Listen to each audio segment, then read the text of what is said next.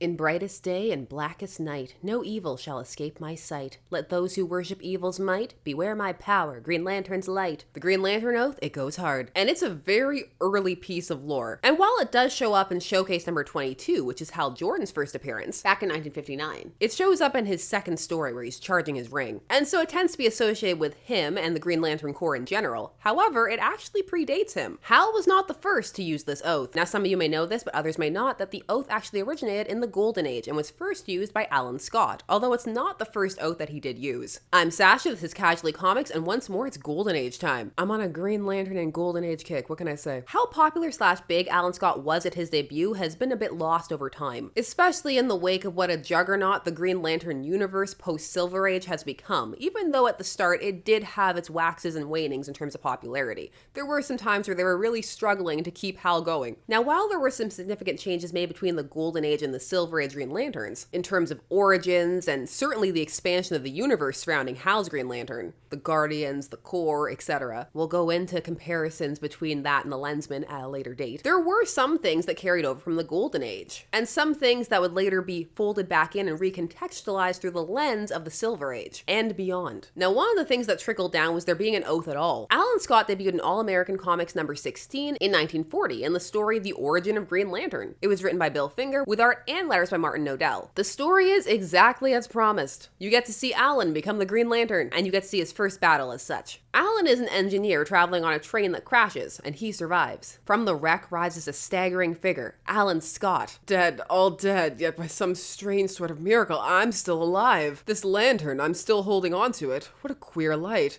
Funny, I suddenly feel dizzy, going to faint. The eerie green light seems to swell in radiance, to flame with increased intensity. From within the ore of the green flame comes a voice, an ageless, toneless voice that penetrates into Scott's subconscious. Ageless and toneless, a tall order, but I appreciate the details from the narration box. I am the green flame of life. Listen, chosen one, and hear the tale of the Green Lantern. I still feel like that had too much tone. And so we get the tale of the green flame. A long time ago, the green flame landed in China, and it came from space. It was a meteor, and it terrified people because it came speaking prophecy. 3 times shall I flame.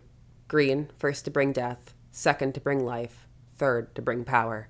Now, everyone wants to leave this alone. They feel it's a poor omen, except for Chang, who is no cultist, although it's others who describe him that way because he reads books about sorcery. Now, he claims that the coming of the green flame was foretold, and so he takes part of this meteor to make a lamp with it. And in doing so, because the villagers feel that this is a portent of evil, they kill him. He gets killed. It was indeed an ill omen for him. Suddenly, from the lamp, an eerie green light. 3 times shall I flame green. First, to bring death. Now, you may be wondering, looking at this at first, why hasn't Alan called this the green lamp? When did it change shape? Well, that was the second time. We see that it was found years later and brought to an asylum, where it was given to an inmate there who transformed it into a lantern, which is a good thing because Hal and Alan are just naming themselves after objects directly in front of them. We were super close to the green lamp. The opportunity for Alan to be called the green flame was right there. Now, being transformed by this man inside of the asylum is the second flaming. It restores his sanity. And so we're to the third time, which is to Alan, which is to bring power. It also goes into discussion about why it's green, because green is the color of growing things. You can't fool me. I've grown up being taught that it's not easy being green. Now, this lantern is very verbose about everything. It goes on quite grandly about the power that Alan is set to acquire. You who are to have this power, you must use it to end evil. The light of the Green Lantern must be shed over the dark evil things, for the dark evil things cannot stand light. Power shall be yours if you have faith in yourself. Lose that faith, and you lose the energetic power of the Green Lantern, for willpower is the flame of the Green Lantern. You see, here, we're getting that it's will that powers it. It's even more explicit here than it is in the Silver Age retelling. The lantern also tells him that he needs to make a ring and he has to recharge it every 24 hours. Now, at first, Alan doesn't consciously remember anything until he picks up this lantern and he realizes, oh, it really did happen. I gotta go make a ring. And I love that the first ring actually has a lantern on it. He then goes on to fight the man who tried to kill him, which is Decker, someone who was angry that Alan and his company got a contract that Decker wanted. And for that, you gotta blow up trains. And by issue's end, he has a costume and he says an oath.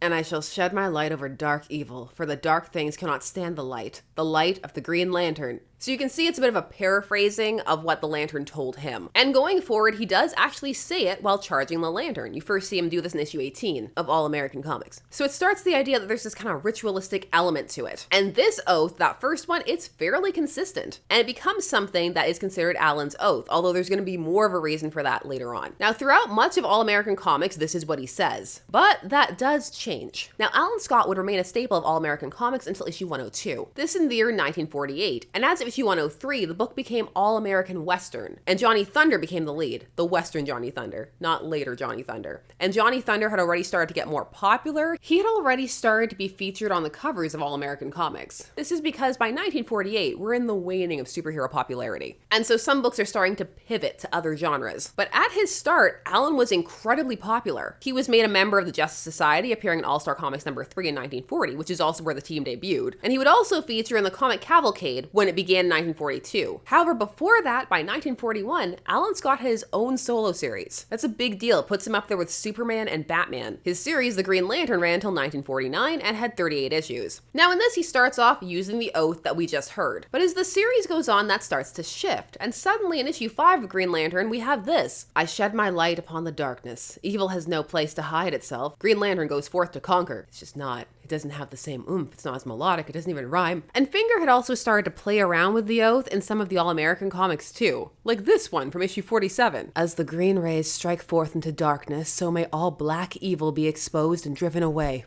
And some would start to follow this example of changing up the oath, as seen in issue 6 of Green Lantern, which had a different writer. Previously, it's been Bill Finger for all of the Green Lantern issues, and for the All-American Comics issues up to that point. Issue 6 now has Joseph Green writing, and Joseph Green gives this oath. The light of Green Lantern pierces darkness and mystery, and its radiance will strike at the heart of evil. Now, issue 7, where Bill Finger returns, also returns to the original Shed Light oath, and it's the same for 8, but then issue 9. Issue 9 sees the arrival of Alfred Bester on the title as a writer, and he'll continue on for a fair bit. And he pens the now famous Green Lantern oath. And going forward, that's the oath that Alan will use. It even makes its way over into the other comics, like All American Comics, but you'll see it brought over by Bester. He first brings it in on his first issue of All American Comics, issue 53, from the same year as his first Green Lantern issue. Issue 54 sees the return of Finger. He returns to the Shed of Light oath for his last couple of issues, but from 56, Bester is on the title for a fair bit. The Brightest Day oath will win out. And as other writers start to write the character like John Broome and Robert Kanigher, towards the end of All American Comics, it's the Bester oath that gets used. Brief Bester sidebar.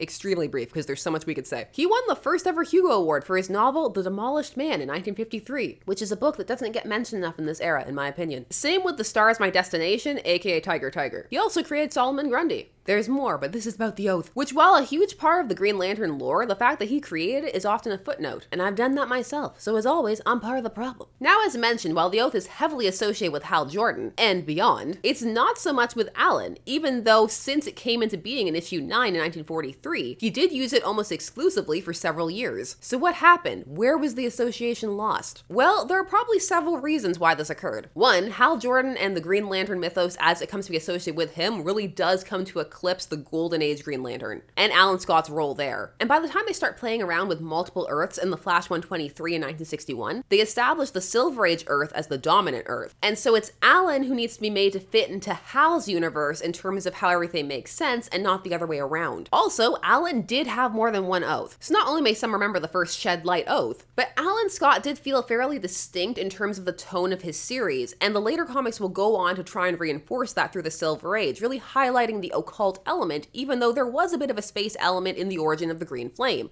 And they will use some of that to explain how exactly Alan has a green ring and all of that later on. But the comics will often hit on the point that Alan has a magic ring. He's magical, occult. Also, Alan has a different weakness. He comes from a different world. And so it's easy to assign the idea that he also has a different oath, well, exclusively a different oath, rather than the idea that it carried over. And there are also further things that separate them. But before we get there, there's another thing that really cements the oath as Hal's, and that's that in Green Lantern number 10 in 1962, there's the story written by John Broome, The Origin of the Green Lantern Oath, which has a it's just the mantra of the core explanation for why Hal says it. It's said that he's inspired by various crimes that he stopped, and oh boy, is this story reaching. I didn't always take the oath. In the beginning, when I first received my ring and power battery from the spaceman who crashed on Earth, his name is Abensur, and you know that, I simply charged my ring without any oath at all. But then in that first week, I had 3 adventures. So what were they? Get ready for some extremely loose connections. In the first part, some bank robbers use a really bright light to rob a bank, but Green Lantern's able to capture them using the radar method. So he stops them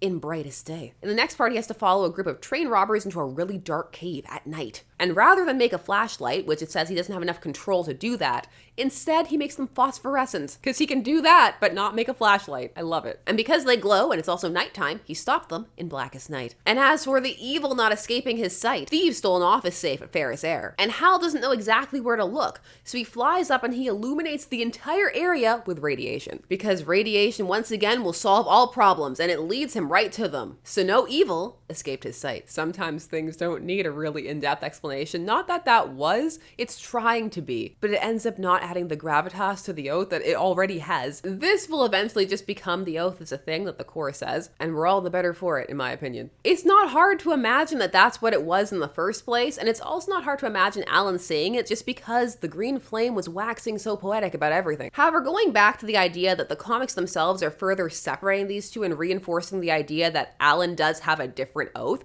we can look at issues like Green Lantern 111 from the year 1978. When Hal and Alan have to team up, they both go to charge their rings at the central power battery on Oa on Earth 1, and Hal says the Blackest Night oath and Alan the Shed Light oath, furthering the idea that the In Brightest Day oath is Hal's and not Alan's. Couple that with how much harder it was to get older issues, and the continuing to this day time of recording lack of reprints of the era of Alan Scott, just in any capacity, be it All-American Comics, his own series. You just really don't get as many reprints from that era. Plus, in later stories, when you see Alan casting back to the past, Alan usually uses the first oath. With that in mind, it's easy to see how that detail could be lost. Even in things like the Green Lantern 75th Anniversary Special, there's only 3 stories for Alan, and while he is using the Brightest Day oath in 2 of the stories there, it's just not something that people seek out too much, his old stories. His history, which is a shame because there's actually some really interesting bits there. But with all that in mind, it's easy to see how some of the details about Alan have become a little lost. Now, issues 111 and 112 are also where they reconcile Alan's origin with the Earth 1 Green Lantern mythos. They say that the green flame is a long-lost weapon created by the Guardians of the Universe. Behold, the one called Zalaz has awakened my being, a being formed when all the magic force in the galaxy came together at the will of the Guardians. Yes, my son, it is I, the green flame of life. When I was born, I knew this day would come, a day in which my power would be released throughout the Omniverse. Better explanation than Green Lantern 10. Now, there are more cores and more oaths, but the In Brightest Day one has risen to being the iconic one, and Alan Scott was the starting point. We're just putting some respect on Alan Scott today, because we can. So what do you think of the oaths? Why do you think the Brightest Day one took off? Does one just sound better to you? What's your favorite oath? Who wins, Alan or Hal? Your thoughts, I want to hear them. Please leave them down below. While you're down there, please do all the YouTube things. Like, share, comment, subscribe, and hit the bell notification so that you never miss a vid. Thanks so much for taking some time to spend discussing comics with me. I always appreciate it, and I will see you again soon. Bye-bye.